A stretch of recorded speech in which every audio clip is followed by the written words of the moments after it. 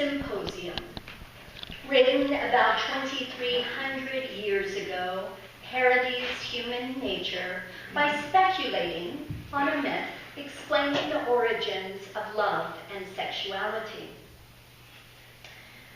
Once upon a time, there were three kinds of human beings. Male descended from the sun, female descended from the earth, and androgynous, with both male and female elements, descended from the moon. Each human being was completely round, with 4 arms and 4 legs, 2 identical faces on opposite sides of a head with 4 ears, and all else to match. They ran by turning cartwheels on their 8 limbs, moving in circles like their parents, the planets. As they were powerful and unruly and threatening to scale the heavens, Zeus devised to cut them into 2 halves. Apollo then turned their heads to make them face toward their wound, pulled their skin around to cover it all up, and tied it together at the navel like a purse. After that, human beings longed for their other half so much that they searched for it all over. When they found the other half, they wrapped themselves around each other very tightly and would not let go. And as a result, they started dying from hunger and self-neglect. Zeus took pity on the poor creatures, and so he moved their genitals to the front so that those who were previously androgynous could procreate. And those who were previously male or female could at least obtain sexual satisfaction and then move on to higher things. This is the origin, says Plato, of our desire for other human beings. When we find our other half, we are lost in an amazement of love and friendship and intimacy. By a desire to be whole again, we are restored to our original nature. Love is the name for our pursuit of wholeness, for our desire to be complete. In the search for love, we heal the wound of human nature. Plato's absurd parody of the nature of fools in love is still played out today in pop music, lovelorn ballads, and relentless rom-com movies around the world. My first exposure to the impossible promise of romantic love was, of course, Disney cartoons. Someday my prince or princess will come. I would be rescued, my life given worth and definition, because someone would choose me, take me away from all this, and fulfill my every fantasy as we lived happily ever after.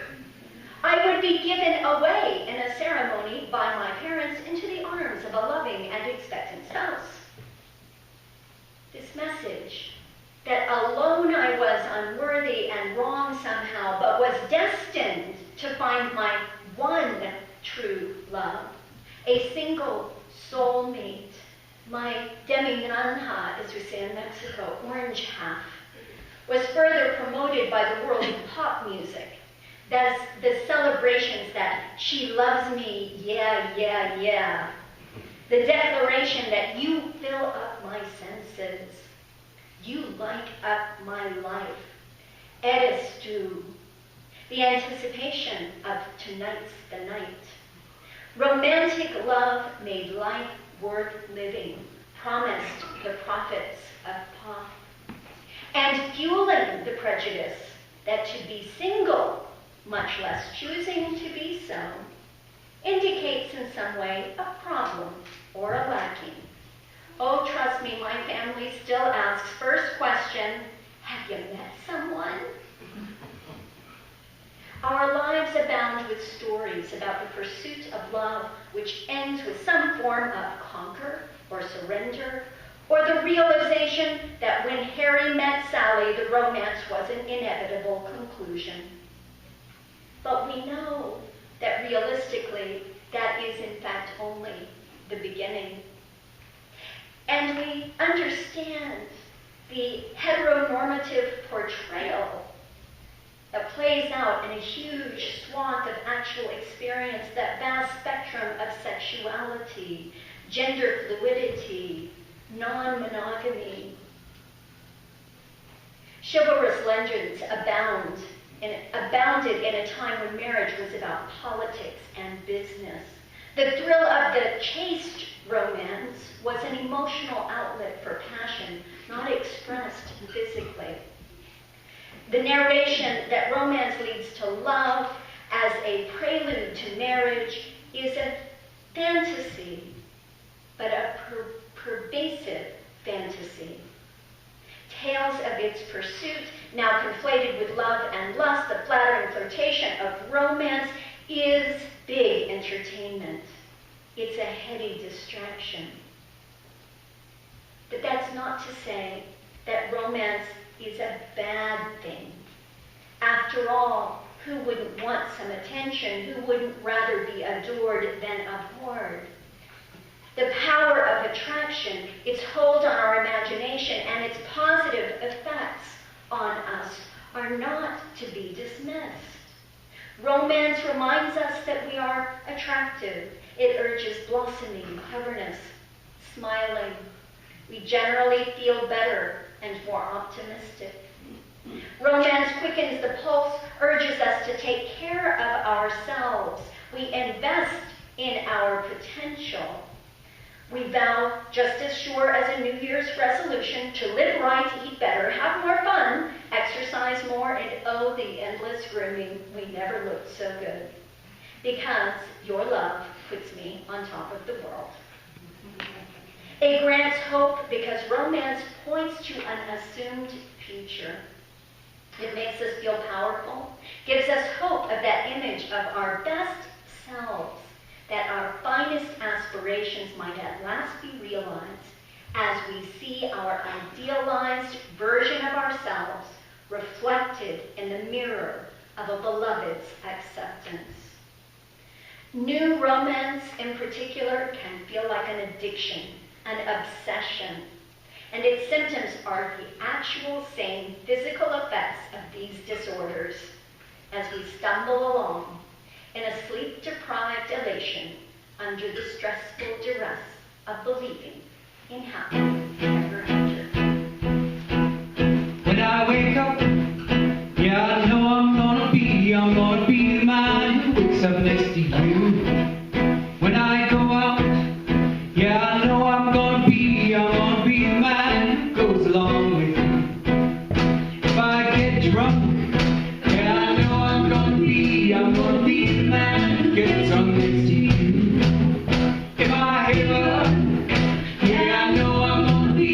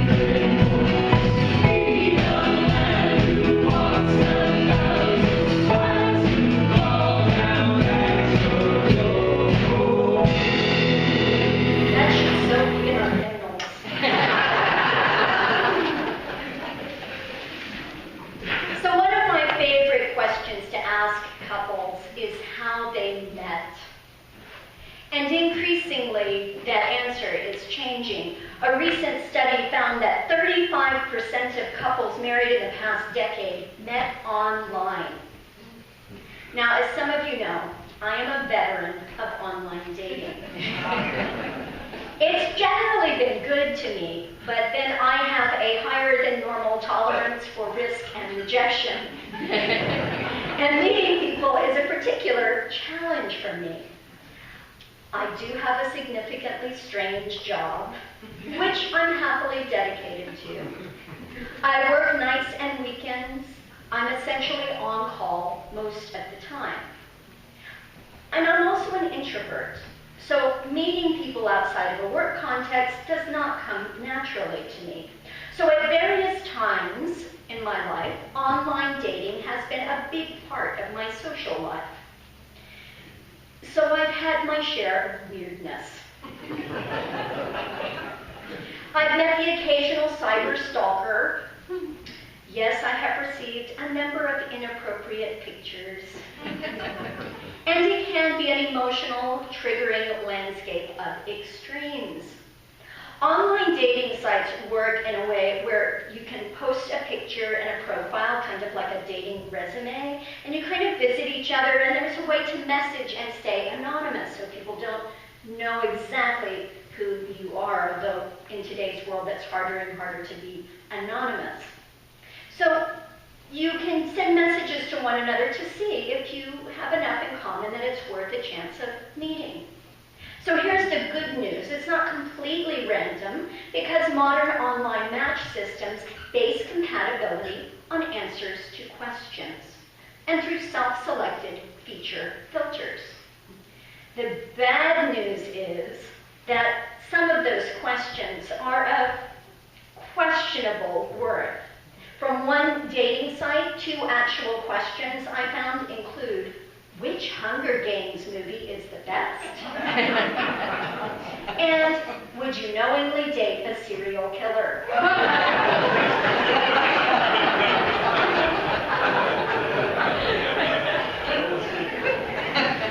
So some of those match quotients are a little arbitrary.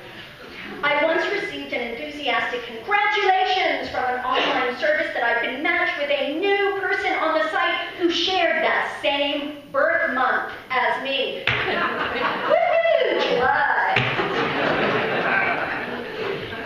The services allow people to send these anonymous messages, and so I have been addressed as, hey, Baberino. That's my favorite. You can call me Reverend Baberino. I have been addressed as an angel, obviously sent from God above. And my favorite, hey, pretty Moma, M-O-M-A. And if I thought for one moment he really meant Museum of Modern Art, I would have been all over that action.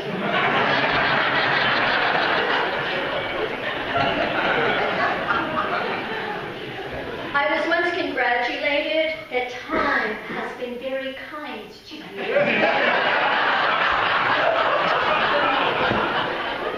I have often been assured by young suitors that age is no object, but my favorite was, age is no object, I like older women. I like older women. This from a 54-year-old man older than me. And another 10 years older than me who apologized that I was too old for him. I learned that no number of cute emoticons erase the creep factor of certain invitations, such as the one from a mystery man claiming to be working for us Americans, deployed on a secret mission to Iraq. He would love to come visit me if only he had the plane fare, since we are surely a match made in Secret Service heaven. He was certain from reading my profile that I am the one, and I am pretty sure I'm not the one or the 2 or even a distant 3. But every once in a while, an exchange of messages becomes a conversation, and you do end up on an actual date.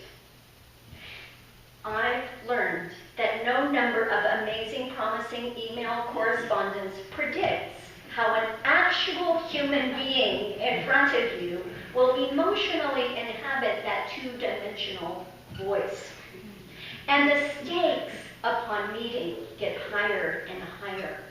And for me, this vetting usually happens in hour one, date one, when my not-so-favorite question is asked. So, what is it you do for a living? I'm a minister is not the phrase hopeful romantics ever want to hear. Add to that explaining Unitarian Universalism, it is usually the beginning of the end of many a date. One very sweet man, utterly stunned by my confession, said, "So, you're like a priest." "No," I said, "I am not a priest." And he goes, "But do you give talks? You visit hospitals?" "Yes." He goes, so you're a priest," he said. But he spent the entire hour of the drink looking at me, interrupting the conversation at random intervals, shaking his head, saying, "I did not expect you to be a priest."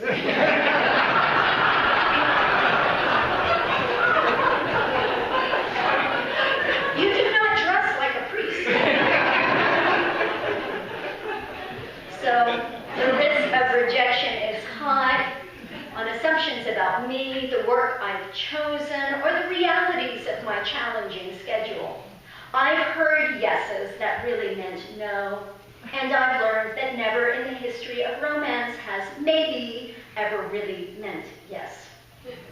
One writer, a glutton for publishment, who I found fascinating, emailed after our second date to confess that he found me lovely and the most interesting person he's met in a long time. My heart leapt for joy. But the note continued, "You're just not dating material."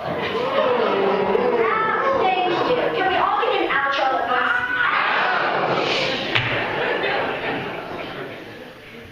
Have you ever reached for a pair of older socks and pulled them over your shins, and you hear and feel that subtle rip of the elastic that has deteriorated? It's gone dry, it's brittle, it's less rigid, it won't hold its shape. This is the sound, rip, this feel of a heart letting go, of a dearly held romantic hope. The what if. Disappointment is not fatal, but a broken heart can feel so final. It can feel like everything. Rejection hurts, however and whenever it happens. And in a Valentine's Day culture, where a heteronormative couplehood is exalted, such rejection can feel so personal. Romance asks us to be vulnerable.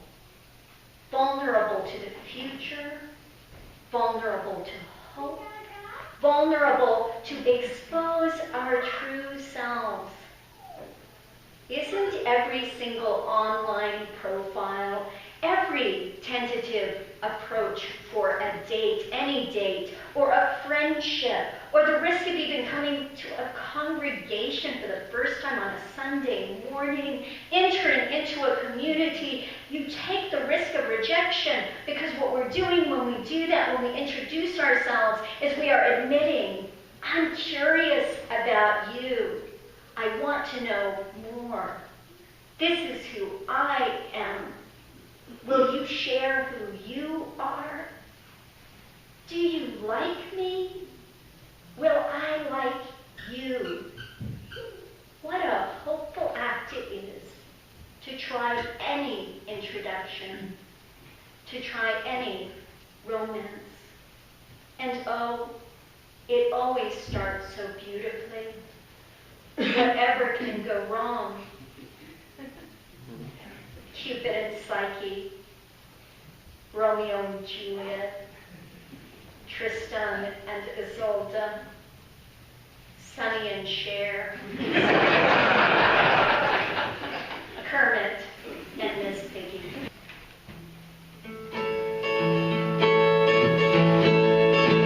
There goes my baby with someone new.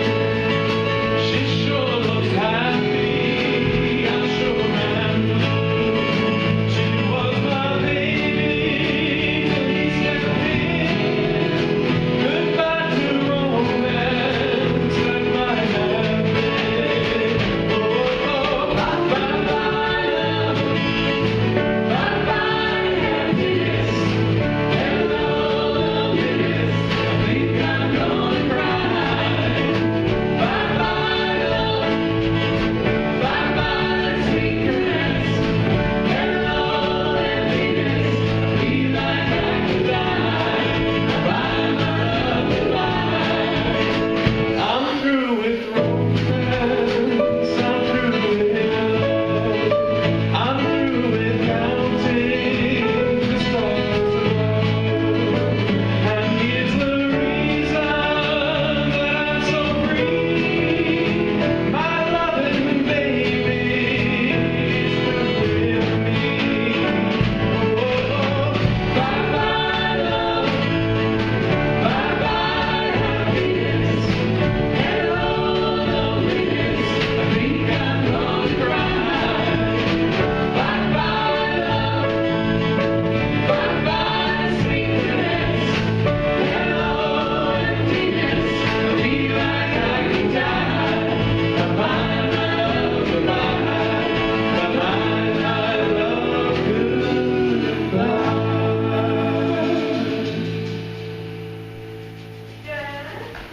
At love's worst, we blatantly, blithely, blissfully ignore danger signs and warnings.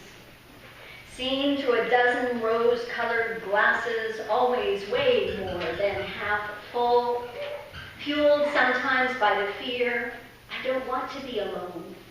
I don't want to have to endure another date. I don't want my heart broken ever again. Limited by the very narrow definitions of a normal relationship as presented in a wider culture, we might fear, I'll never love again. I'll never risk again. No one loves me because this individual rejects me. I am unsuitable for anything, anywhere, anytime. Because this style of relationship does not fit me, maybe I'm not worthy. The drama of romance is real. It's painful and it's terrifying. It's a miracle any of us risk love at any time. So why do any of us bother or are bothered by it? For me, I continue to take the risk of romance, not in pursuit of a perfect partner, but because it teaches me so much about life. Romance inspires me. Love is an act of creativity, and good companionship can complement a life.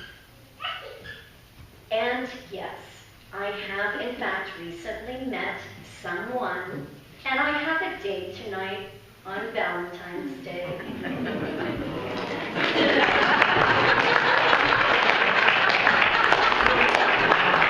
Oh, that applause is so wrong.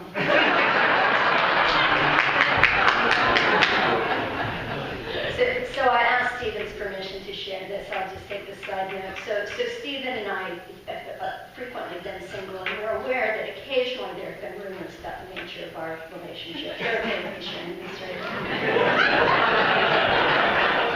So Stephen and I have had a pact, so don't worry, Jackie. Stephen and I have a pact that if we're both single at age 80, we have vowed to stay single.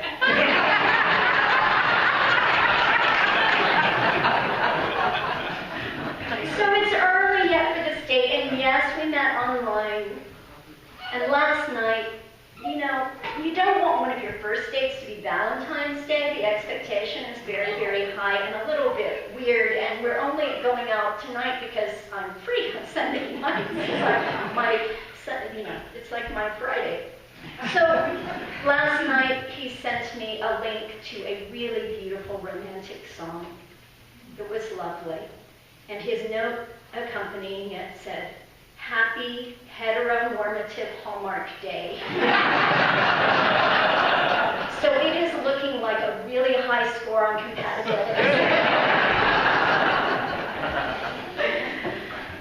Believe it or not, for all its craziness and unpredictability and sometimes negative experience, the reality of romance, online or otherwise, usually reminds me of what's really beautiful in human nature. Nearly everyone that I've encountered is really just trying their best. They're presenting a best-case scenario of who we imagine we could be. It's an exercise in learning what we aspire to be, and sometimes left to our own devices have not always been. But I see that when we are capable of imagining that of ourselves, when we imagine our best selves, there is that whisper of hope, of understanding that we know we can actually be those best selves. We know we could realize it if we were motivated to do so.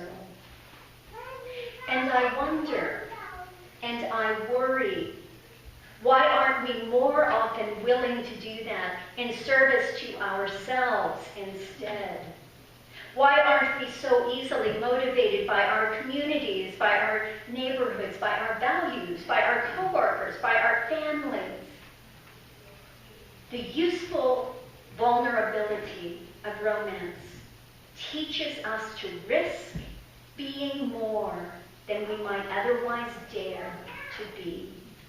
For all the heartache and the rejection and the risk, Unitarian Henry David Thoreau said, "There is no remedy for love, but to love more." There is, I think, a hole in our souls, an emptiness created not by that missing half, but rather by our illusion that we are separate, our forgetfulness of our interdependence, so often at odds with our myth of independence, and related to Plato's observation of that biological imperative to the search. Having a significant other can seem like a guarantee of instant community. That's part of why it's so compelling. So we sometimes try to follow that bad advice of the pop song prophets and fill the hole with romantic love, expecting our partner, present or future, to meet our every need.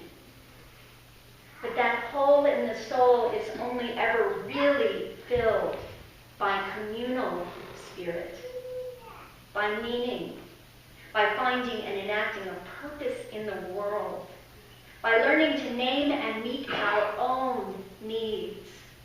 It's filled by reflection, by meditation, by God or by spirit or by good works of service, not by a single other searching soul.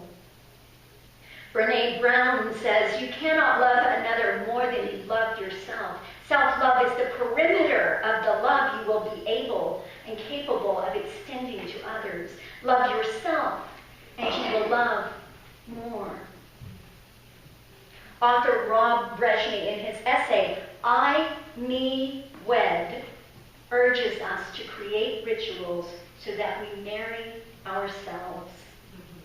Create a deep commitment to our own souls.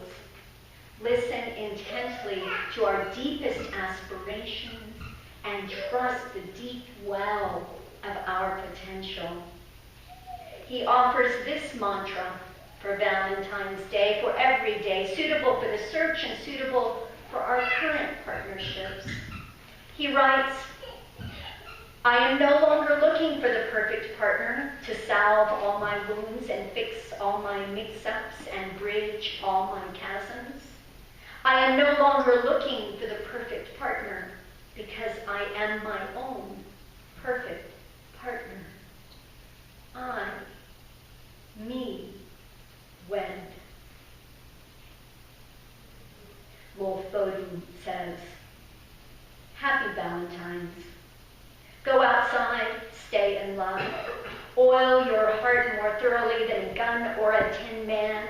Boil it with the milk of jasmine and the sweat of poppies. Use poems for rags because the heart is no machine and the grease is pure and plentiful. When you talk in your sleep, tell your hopes that you are on the way. Warn them with sounds instead of light. Hopes listen to you. Reassure them. They know why you cry sometimes and cannot sleep.